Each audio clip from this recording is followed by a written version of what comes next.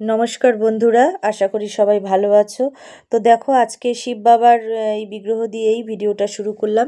আজকে কোন্নগরে একটু রিহার্সালে গেছিলাম, তো ফেরার পথে কোন্নগর স্টেশনে এটা তুললাম।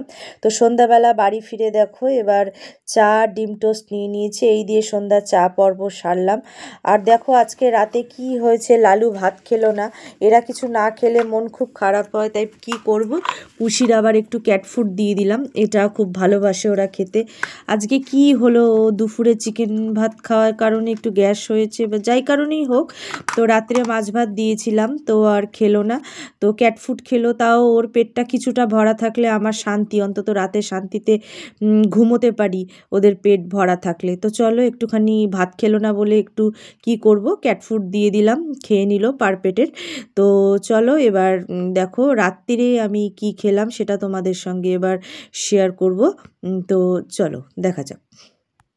তো আজকে রাতের ডিনারে ভাত তরকারি ওই আর খেতে ভালো লাগছিল না, তাই একটু পেঁয়াজ আর একটু কড়াইশুঁটি আর কাঁচা লঙ্কা দেখো আমি ভেজে নিচ্ছি, কারণ একটু হালকা ভাত ভাজা খাবো ভাবলাম। অনেক দিন খাই না, তো শীতকালে বিশেষ করে ভালো লাগে খেতে। তো দেখো আমার এবার ভাতটা দিয়ে দিয়েছি, তো ভাতটা দিয়ে এবার আমি ভেজে নিচ্ছি।